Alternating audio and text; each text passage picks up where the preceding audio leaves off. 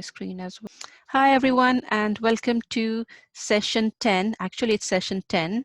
It's a typo mistake over here. And for ISTQB training certified foundation level, let's see first of all what we covered last week.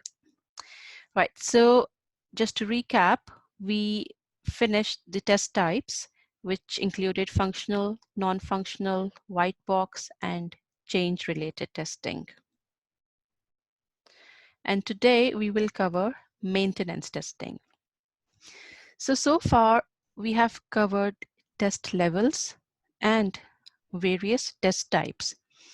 And if we talk about a software, we have covered different stages starting from planning of a software till the production stage.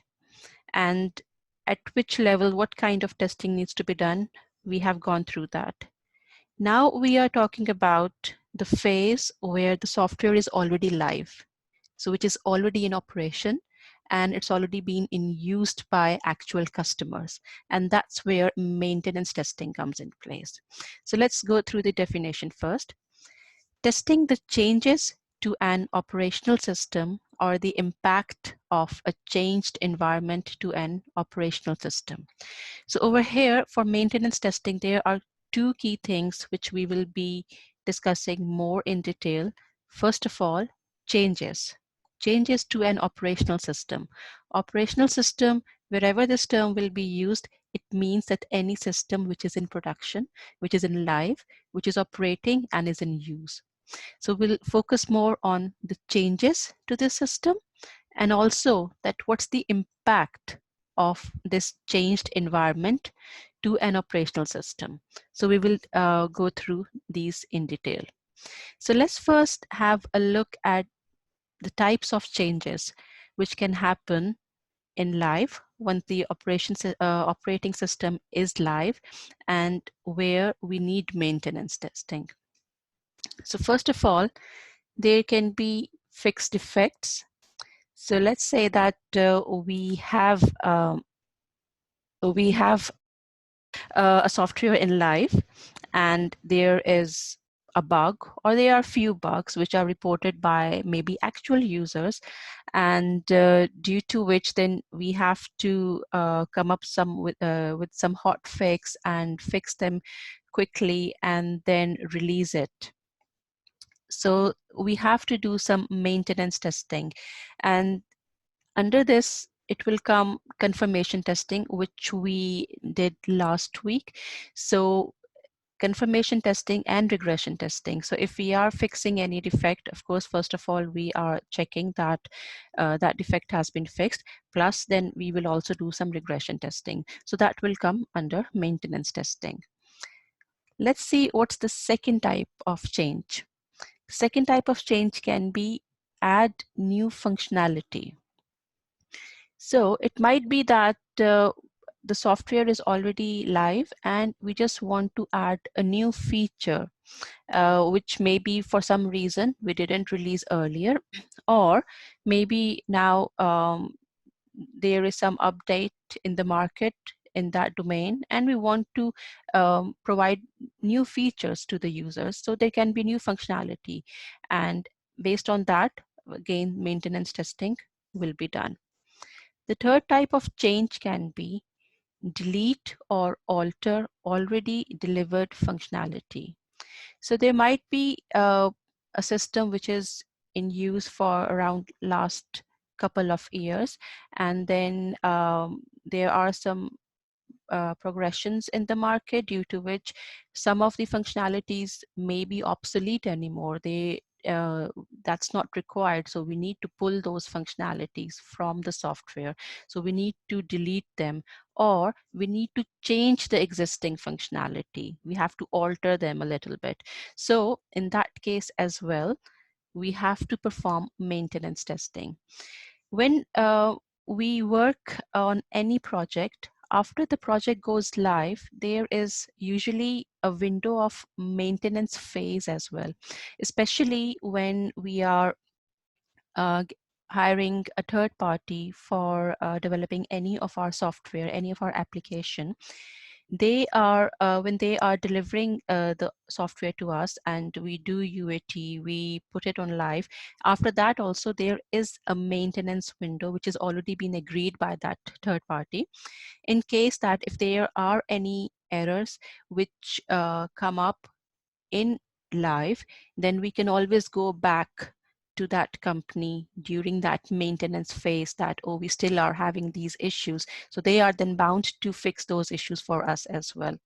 So this is for a scenario where a third party is developing anything for us. On the other hand, even if we are delivering a product and we are doing an in-house product development, in that case as well, there will be a maintenance phase because it's very rare that someone can be 100% confident that we go live and there'll be no defect.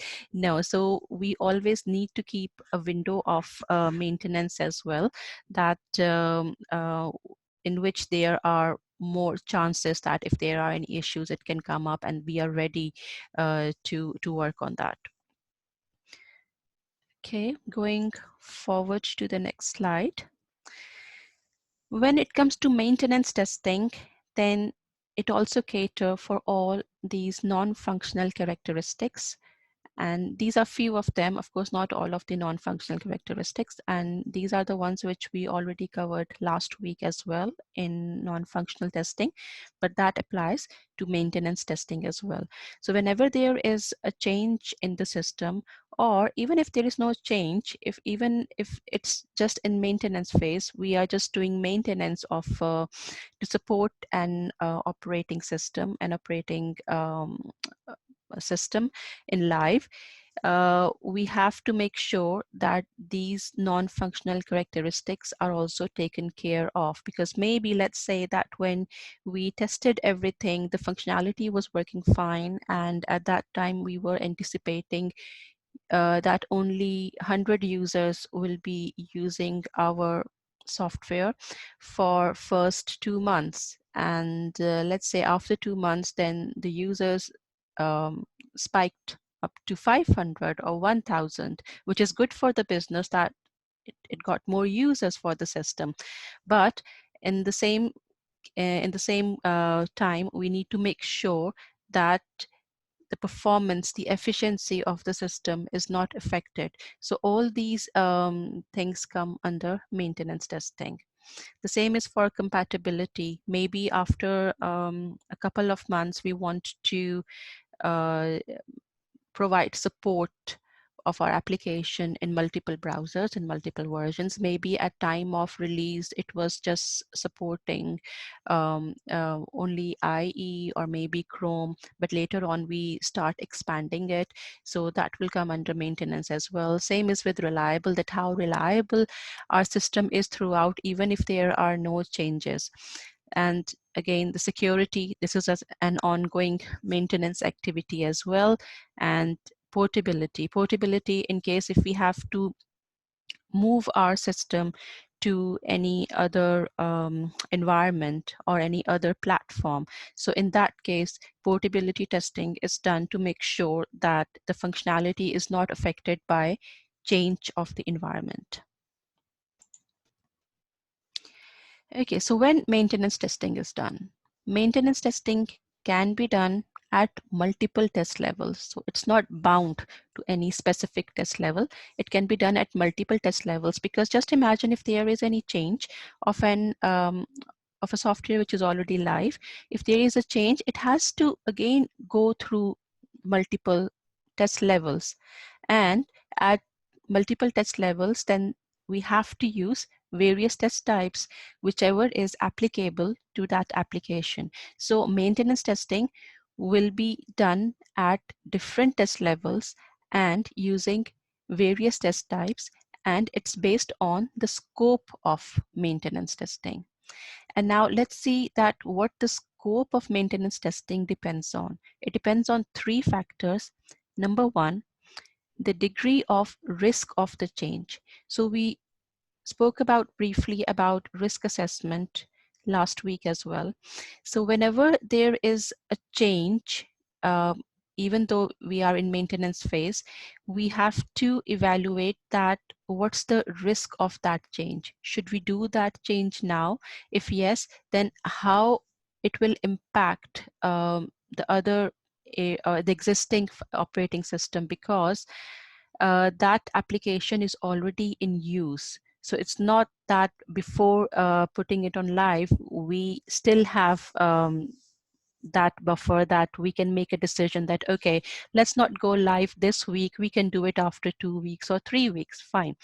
But now in this case, we are already live. So if we are making any change to a system which is already used by public, it's we have to evaluate the risk that if we are making this change, that what would be the risk for that. So that would be one factor.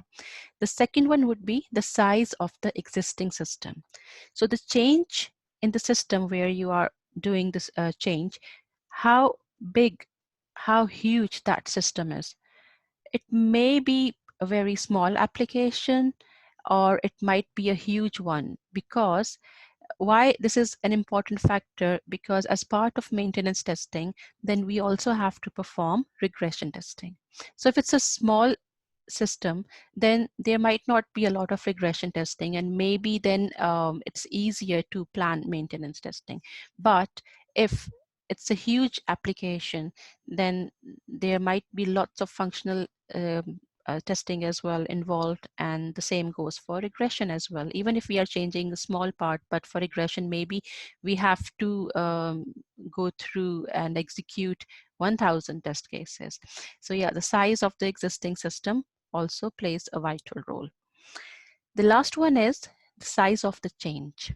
Okay, so now, first of all, we evaluated the risk, then how big the system is, and now what's the size of the change that in the entire system, what's the area, how many areas it's affecting, the change is affecting. Maybe it's a very slight change of maybe just a spelling mistake. Like for example, in the beginning of our today's session, I mentioned that it's a typo, it's session 10, it's not session 9, right?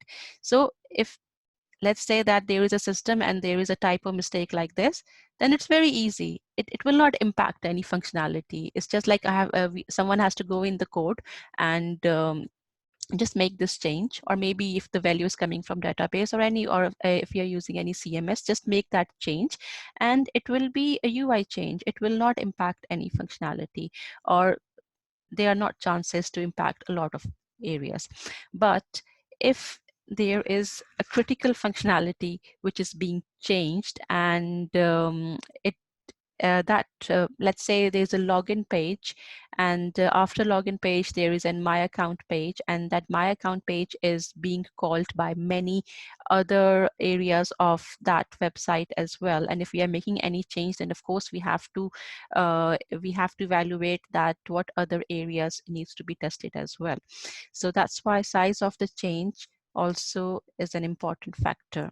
So we have covered the scope of maintenance testing, the scope on which it depends on. Now let's see what are the triggers for maintenance. So the main triggers for maintenance are modification and migration. So let's go through modification first. So what's covered in modification? So all the planned enhancements. So when we are working on a project, so we have multiple releases and we work in that order. So let's say that there is one software and we split it into multiple phases, and we say, okay, now phase 1, we complete this, we will roll it out to production, and then we will continue working on phase 2, and then after 2 months we will release this phase 2, then phase 3, then phase 4. So these are planned enhancements. Second is corrective and emergency changes. So this is one which is not planned. These changes are which are to fix any defect which was found on live after we deploy it into production. So any kind of corrective and emergency changes will also come under modification, so that they will be a trigger for maintenance testing, because in all these cases, we have to perform maintenance testing. The next one under modification is changes of the operational environment. Okay, so in this case, maybe we are not changing any functionality of the application, but we are changing the operational environment altogether. So let's say that we are changing the operating system, that we are moving it from Windows to any other operating system. So in that case, of course, we have to do maintenance testing. If we are if we have our application, our mobile app on Android, and we are not changing anything in the functionality, but we are moving it to other like let's say iOS, etc. as well. So we are not changing the functionality, but because it's a separate operating environment, so we need to make sure that the testing is being planned and executed to make sure that it's working as expected in iOS as well, because of course those both are totally different operating systems. The next one is upgrades of the COTS software. So we did mention that what is COTS last time, that COTS is commercial off the shelf. So anything which is not, which is just bought as an off the shelf item, in this case software. So, for example, Microsoft. So if there is a new upgrade, new updates, as you must be using Microsoft Office products, and there are lots of updates which are coming on frequent basis. So whenever there is an upgrade on any of the software, then maintenance testing is also being done to make sure that these updates, upgrades are not affecting the core functionality of that software. The last one in modification is patches for defects and vulnerabilities. So sometimes there are some security patches, security updates which are being done. So if there is any loophole found in the security, then yes, there must be some patches, some small releases which can be done, and maintenance testing needs to be performed in that case as well. So with this, we have covered modification, and coming next is migration. Okay, so in migration, one platform to another which can require operational tests of the new environment as well as of the changed software. So over here, we are not talking about modification of the software. We are talking about moving it from one place to another, which means that maybe we are moving the environment.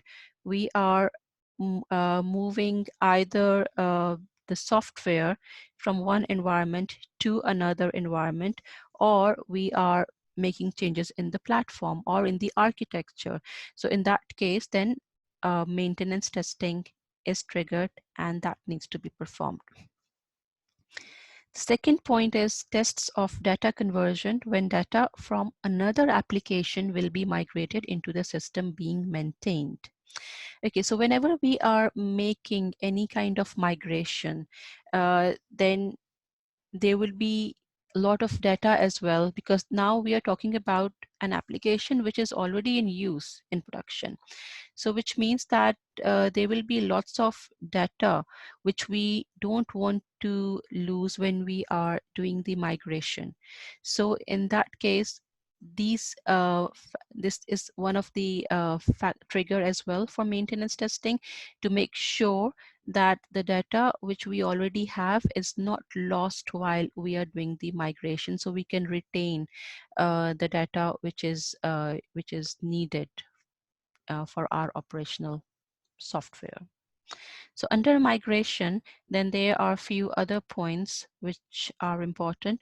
First of all, retirement, such as when the application reaches the end of its life. So like this is one of the example that why there would be a need for migration. So let's say that there was a system, maybe an HR system, which is being used in your company, where you get your salary slips, etc., and all your details are there in that system. And after few years, then there is a new software, a new HR system in the market, and the company decides that now we should move to the new HR system because it provides more features, it's more up to date, and it will be useful for us. So in that case, then we are migrating it to the new HR system, but and we are not using the old one. So we are just retiring it because we have we have used it, and now we just want to move it to a new HR system. And this is like an example for an internal organization. This is being done internally. The same goes for any public software as well, that if we are using anything, and let's say a CMS, and then we are changing to a new CMS system, it shouldn't affect our live users. So whenever we migrate, let's say we retire one application in order to use another one, then again we need to make sure that we have all the plans in place to restore or retrieve any kind of procedures which are needed. The same applies for the data again, that when we are moving to a new application, then there is no loss of data, etc. Regression testing may be needed to ensure that any functionality that remains in service still works. Right, okay, so over here then, again, we will do regression testing in order to make sure that the service which is being used is still working as expected, as it was before, and there are no disruptions due to this migration. Okay, so when we went through the definition of maintenance, then there were two parts. First was the changes, which we have covered, that what kind of changes are expected, due to which we have to do maintenance testing. The next one is impact analysis, that now how those changes will impact. So impact analysis evaluates to identify the intended consequences as well as expected and possible side effects of a change. So it goes hands in hand with the changes which are identified. So whatever the change would be, either it's fixed to a defect, or it's deleting a functionality, or it's adding a new functionality. In each case, there would be an impact analysis done so that we can identify that how this will affect the system and what can be the possible side effects. And possible side effects, this becomes our base for identifying regression test cases. Second one is identify the areas in the system that will be affected by the change. So again, then based on that, which functionality, which area of the system is being changed, it helps to identify the areas that where it can impact, the change can impact, so that based on that uh, we can do the confirmation testing, and we can expand our regression testing scope. The third one, help to identify the impact of a change on existing tests. So the same, that we already have a bunch of tests, and how the change will impact our current test. Maybe we have to modify our current test. Maybe we have to write some new test based on the change in a functionality. Maybe if there is a change in a functionality where there are few new scenarios added, which we don't have covered in our existing test cases. So we have to then expand our test cases as well. So this is impact analysis for maintenance testing. Right, so now there are few considerations where impact analysis can be difficult. So now we know what is impact analysis. We know that why it is important. Now let's go through few scenarios where impact analysis might be difficult. So it can be difficult if specifications, for example, business requirements, user stories, architecture are out of date or missing.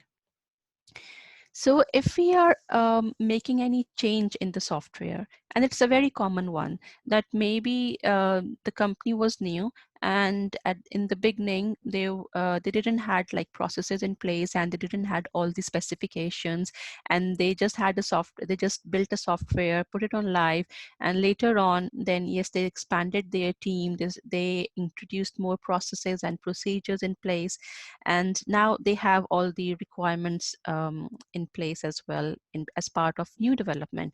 But let's say if there is some change in the existing system, and now impact analysis would be different if they difficult if they don't have any old specifications.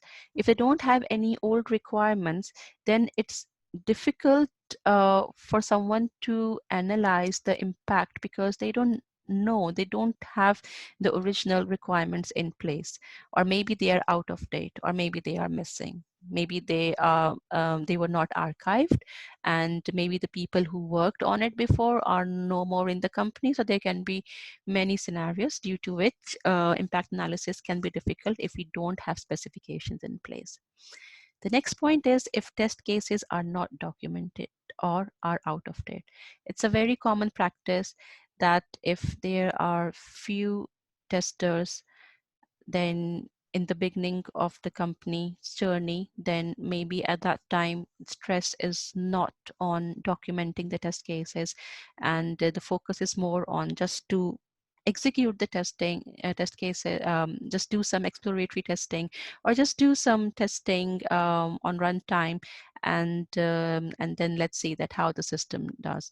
But as the company starts getting more mature in their processes, then they start using, let's say, a test case management system and start writing the test cases. But if a system which is in maintenance is being used for last 4 or 5 years, and we don't have the test cases over there, or maybe they are not being maintained, they are not out, they are all out of date, then it will be difficult to analyze that uh, how many test cases we need to run as part of regression, which test cases we need to run. Maybe we are missing something. So that's another concern. Third one is bidirectional traceability between tests and the test basis has not been maintained. Okay, so maybe in the beginning, we did traceability metrics to make sure that we have the test cases for all the requirements, and then the system went live. And after that, maybe the same team moved on some other project, and no one was maintaining the traceability, because maybe at between that time and change occur, there have been multiple other small hot fixes, etc. as well, and based on that, the traceability was never updated, which means that now after 1 year or 2 year, if we go back and we say that, oh yes, we did created a traceability matrix, but yes, we didn't maintain it after we went live, then that wouldn't be of much use, because we don't know that how reliable that traceability is between the tests and the requirements. The next one is tool support is weak or non-existent.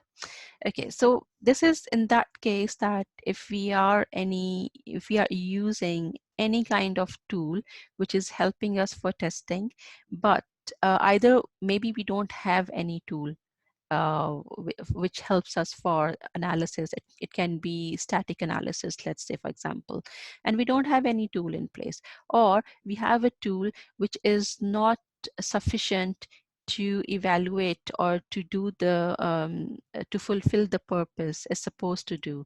So in that case also impact analysis can be difficult, and that tool support, if it's weak, then it will be of no use to us. The next one is the people involved do not have domain or system knowledge. So this is the scenario which we just discussed, that maybe there was a shift in the people, the resources in the company.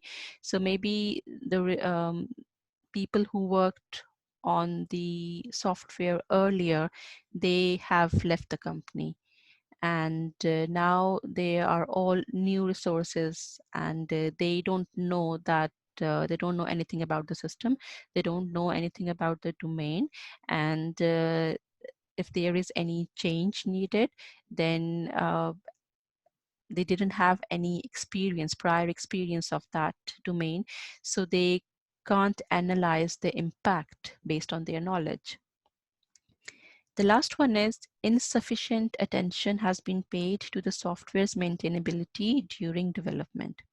Okay, so now this is also very important, and this is also a very neglected area mostly, that when we develop any software, then the focus is to meet the deadlines, to deliver the requirements, to deliver the functionality. And most of the time, the development is not done or planned in a way which is maintainable. And later on, what happens that as the system keeps on growing, it's difficult to maintain that code, maintain all the development activities. And the same goes for any automation framework as well. So that's why whenever we are designing any framework for automation testing, it's very easy to design any framework and it will work. But the challenge comes when we expand that framework. So whenever we design a framework for automation, it's a key thing to see to make sure that it is scalable, and secondly, maintainable, that it's easy to maintain. Because let's say automation or coding, we don't want it to be a burden on us. So so we need to make sure that the way the development is being planned is maintainable easily. So this is the impact analysis for maintenance. And with that, we are done with our module 2. And now we will start our third module, which is static testing. Is there any question for maintenance testing, which we have done covered so far? If there are any questions, let's go through those first, and then we can begin the new module.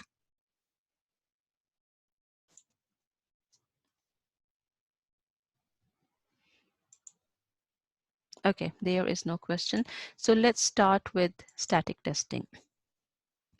So first of all, let's go through the learning objectives. So in this module, we will cover these learning objectives as part of static testing basics. So there are other parts as well, which we will cover later on. So in static testing basics, we will go through these key functionalities, key levels, recognize types of software work product that can be examined by the different static testing techniques, use examples to describe the value of static testing, explain the difference between static and dynamic techniques, considering objectives, types of defects to be identified, and the role of these techniques within the software lifecycle. Okay, so let's begin by what is static testing. So in the beginning of our training, we did cover the concept of static and dynamic testing briefly. And I hope that you're able to recall that concept of static testing, because that's what we will now go through in detail. So static testing is testing a work product without the work product code being executed. So over here, what is a work product? Work product can be anything like our maybe requirement specification, design document, code, our test cases, test plans. So anything which is like small output of the process of our project in which we are working. So testing that in a way which is not executable, because that's what comes under dynamic testing. So any kind of reviews, walkthroughs, inspections, analysis, etc., all these come under static testing. Okay, static testing relies on manual examination of work products, which is reviews, or tool-driven evaluation of the code or other work products, that is static analysis. So there are two ways in which broadly static testing is done. First of all, the manually going through any kind of documentation and spotting out any defects over there. So that's static testing. And the second one is that, let's say if we are using any static analysis code, a tool for evaluating the code, or maybe we are using any other tool like any deployment tool, an automated deployment tool, build tool. So that will also come under this section. Okay, static testing is important part of safety critical computer system. For example, aviation, medical or nuclear software, security testing, automated software build and distribution tools.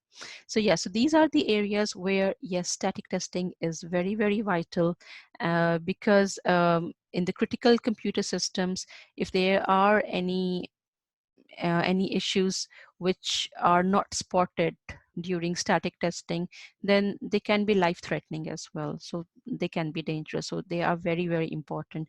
But it doesn't mean that it's not important in the other software in systems. But over here, we are talking about the critical systems. And the same is with security testing as well, that any kind of application where security is of key importance, static testing needs to be done, especially through the static analysis code tools. There are lots of tools which are being used for identifying any kind of loopholes for security in the application. And the same is for automated software build and distribution tools. For example, if you have used any tool like Jenkins, which is part of, if you're doing agile and doing continuous deployment, then these kind of build tools are also being used, and static testing is a vital part of that process as well. Okay, so over here, I've just taken one example of like why static testing is important, and why we can do static testing, and why we it different. Let's say that why it's different from dynamic testing. So in dynamic testing, we are executing the test cases. So we have test cases and we are executing the test cases. In static testing, there we are not executing anything. We are just going through the documents, etc., and we are spotting any defects. So this is one requirement as an example which I have taken. Let's go through it. So this is a requirement. It says user needs to be 18 months or older in order to apply for loan amount between $500 to $5,000. Now, this is a requirement which is written by a BA, and then it's given to the developer, and there is no static testing done, and it's developed. And after that, when it comes to dynamic testing, maybe a tester will just test based on what the requirement is, or maybe a tester at that time can spot out that, okay, wait, it says user needs to be 18 months or older. Shouldn't it be 18 years or older rather than months? It doesn't make any sense. So they can go back to the person who who wrote the requirements and just double check with them that is that the correct requirement or is it a mistake. By that time, the software is already being developed, which means that we have to go back many phases, many stages back, and then start working on it from scratch. So if we have done static testing of the requirements beforehand, then this is a very easy to find bug, spot this bug is very easy at that stage. The same is, let's say that it says $500 to $5,000, but maybe the application which is being built will only be used within UK. Let's say it's a loan application software which will be used only in UK. It's not for international usage. So in that case, we don't need dollar as a currency over here. It will be pounds. So these kind of issues, defects, are very easy to spot during static testing rather than dynamic testing, and it saves time as well. So we will cover the benefits of static testing as well shortly. So I hope that everything we covered on this slide is clear. Let's move to the next topic. So now we are talking about work products that can be examined by static testing. So any work product can be examined using static testing. And now over here, we have a list of some of the work products, but obviously it's not limited to only these work products. These are only few examples just to from different areas, just to give you an idea that what kind of work products can be used by static testing. Right, so first of all, specifications, including business requirements, functional requirements, and security requirements. So if we have these requirements in any kind of documentation form, then yes, reviews can be done. We can go through those requirements to spot out any kind of ambiguity.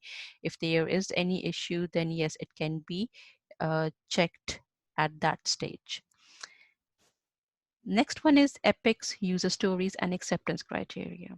Right, so if we have epics, if we are using agile methodology and we have epics, which we already covered, that which is kind of like a big folder, and then under that folder we have multiple files, and then for each user story we do have an acceptance criteria as well.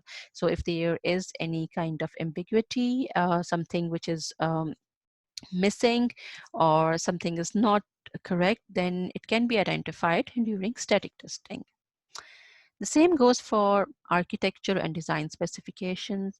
If there are any kind of architecture diagrams or any design documents, then static testing can be performed on that as well. Code as well. It's a very common practice to do code reviews before the releases. So many times, if there are multiple developers, then they are doing peer reviews where they are reviewing each other's code. So if one is developing, then the other developer is doing the code review. So that's also part of static testing. And then there are many tools as well, which do static analysis as well of the code. Testware, including test plans, test cases, test procedures, and automated test scripts. So any kind of testware, any kind of document which is part of testing, there are many things which can be reviewed under static testing as well. Then it comes to user guides. If there is any kind of user manual or user document for a product, then static testing can be done for that as well. Same is for web pages. So if there are couple of web pages and there is any whatever the text is there on the web page, etc., how the layout, how is the layout, etc., so that can be covered under static testing as well. Few more: contracts, project plans, schedules, and budget planning. So these can be any kind of document, maybe a software must be used for that.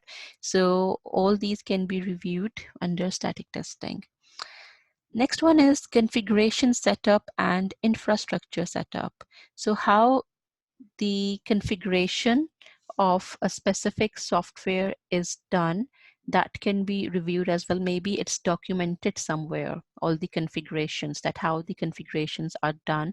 If something needs to be changed in the configuration settings, then how it needs to be done. The same is with infrastructure setup as well, that if there are what the infrastructure consists of, and it might be documented somewhere, maybe in a form of a diagram which shows that how the infrastructure is set up. So that can be reviewed under static testing as well. The last one is models such as activity diagrams, which may be used for model-based testing. So model-based testing is, it describes basically how a system behaves in response to an action.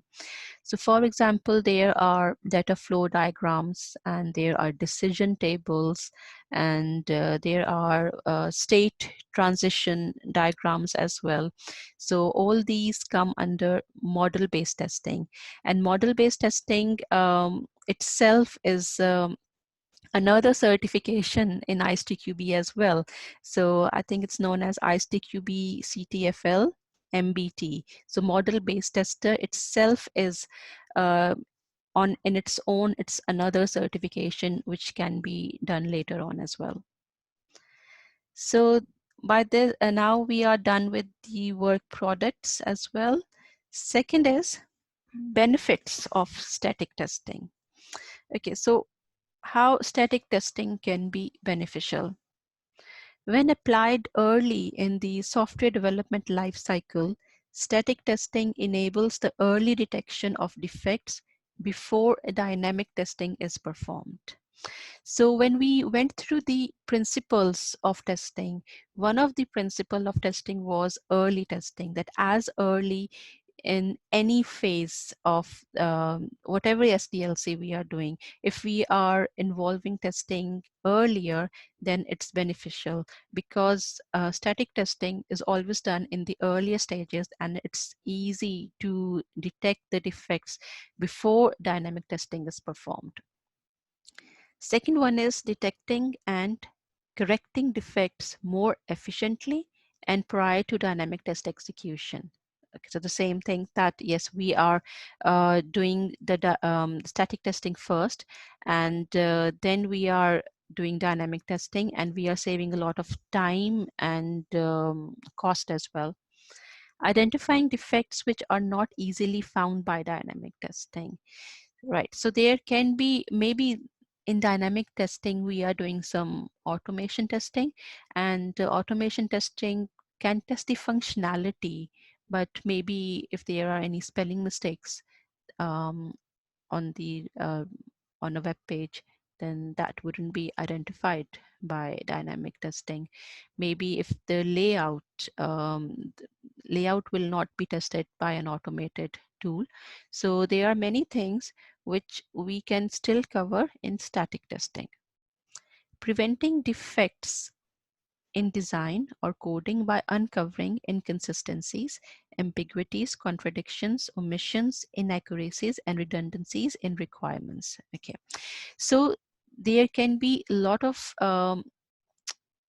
cases where there are some ambiguities, or the way the code is written, or the design is being planned, it contradicts the requirements. So as part of static testing, we can identify these things earlier. So just like the example which we just took over here of this requirement.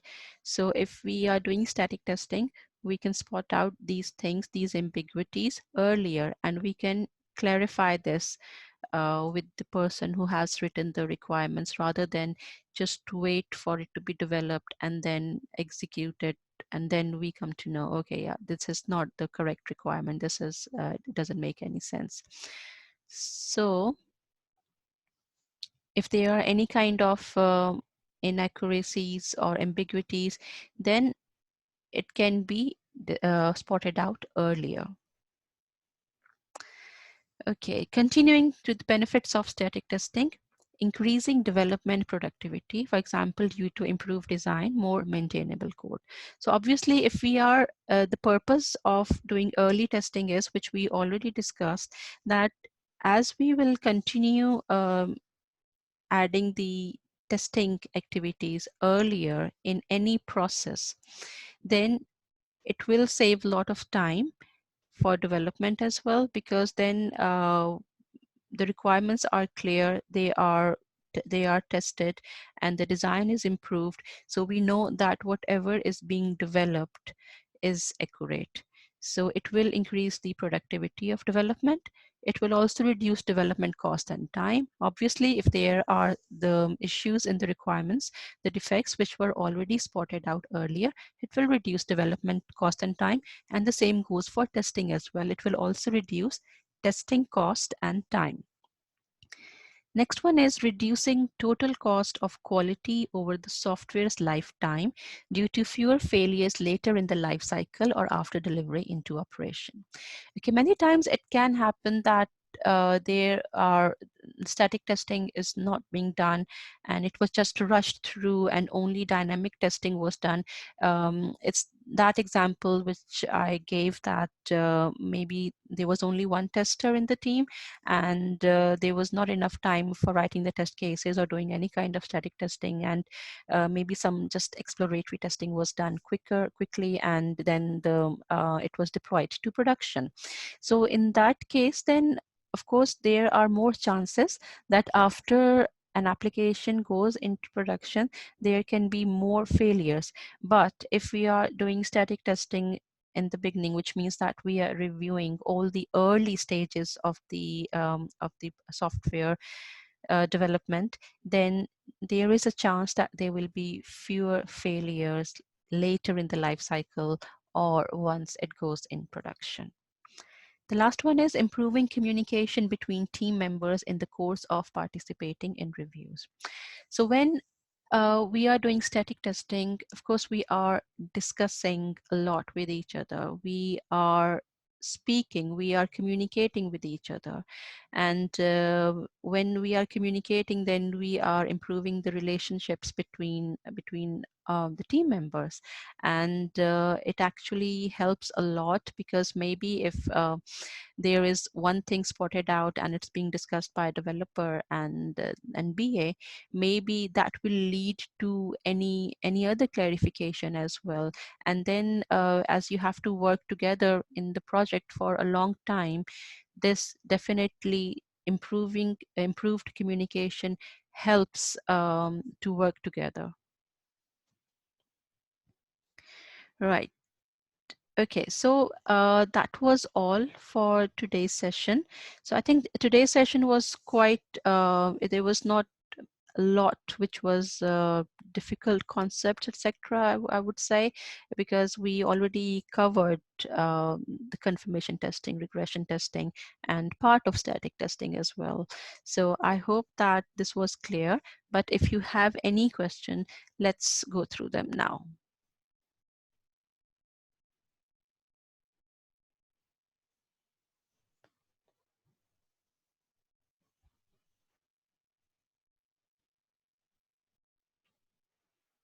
Okay, no question.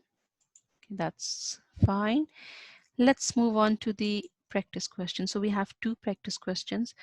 First of all is software maintenance includes, and these are the options. Go through them and let me know, what do you think?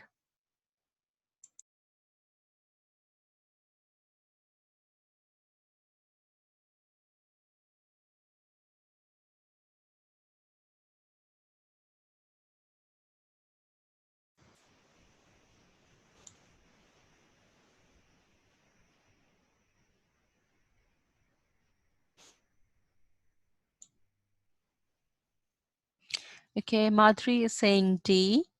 Vineet is saying D as well. So we have got only two answers. So D is the correct option. So software maintenance includes, so Gaurav has also said D, which is correct. So software maintenance, it does include all these three error corrections in case any defect is fixed. And if we are adding any functionality, or we are making a change in an existing functionality, or we are deleting any functionality which is not being used anymore. So yeah, all these three will be included in software maintenance. Okay, that's fine. Let's go through the second one. Second question is, which of the following defects are easier to find using static testing rather than dynamic testing?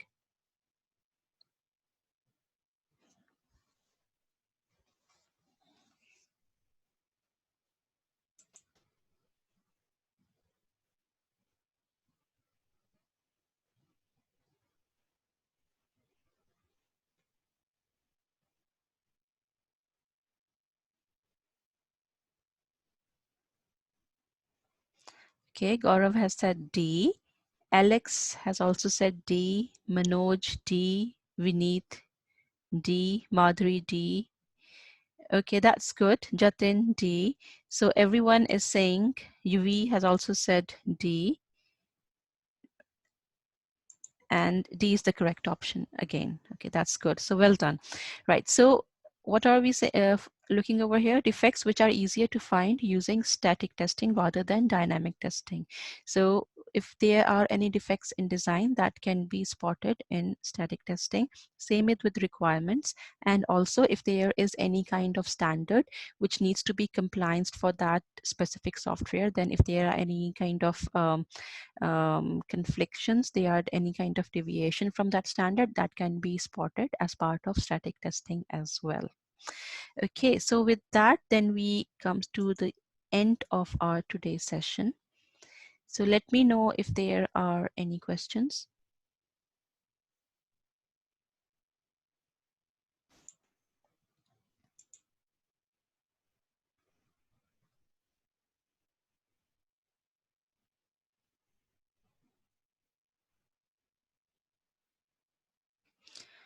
Okay, so yeah, that there is no other questions. So maybe we can then end our today's session over here. In next section, we will continue static testing topic, and we will cover the difference between static and dynamic testing in more detail, plus some also static techniques as well. So we will go through all the techniques, and hopefully we'll be able to finish our this module in our next session. And if there are any questions, then please let me know after the session as well. Just let me know in the group or just message me. And as usual, I will upload the recording and also the slides. And also I will upload the questions by tomorrow as well. So have a nice day, evening, wherever you are based on that, and stay healthy, and I'll see you on Thursday. Bye.